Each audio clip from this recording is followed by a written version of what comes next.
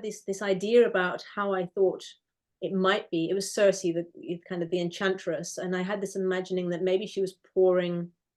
So I had this, a vision, and I was trying to describe it. She was maybe pouring her potions into the waters. If anyone's read the Odyssey, they might know her part of the story.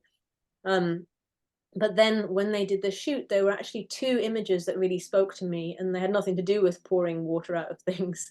And it was particularly one of her face, which really grabbed me. I was like, okay, that's her face. That's the one there. But then in another one, she was just randomly doing something strange with her hands. And when I saw that strange hand movement, I said, she's doing something with her hand. I don't know what she's doing, but she's doing something with her hands. And so I took these two images and then brought them back and was working with them. And the reason that I'm using the reference images, I should also add in as well these days, is because I'm really striving for more and more like ultra realism. I want them to kind of really come to life. So the reference images for me are invaluable because they have all the tiny details of, the little scar or a little mole or a little something, all those tiny details that I'm really interested in. But yes, so these hands were doing something. I didn't know what it was, but I started working with the drawing and I put those hands in. And then I realized, oh, she's distilling herbs. She's like the kind of herb witch who kind of makes poisons from herbs. She's distilling herbs into this vial, which is below. But I didn't see that until I was actually doing the drawing and working with this hand position that had really grabbed me.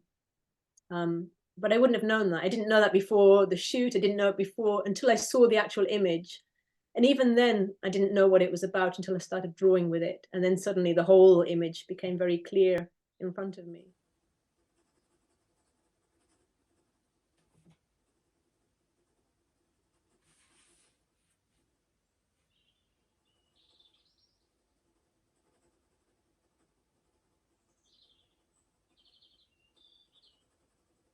I love drawing hands. So people often say, oh, I can't draw hands. It's the worst. But to me, they're the most interesting.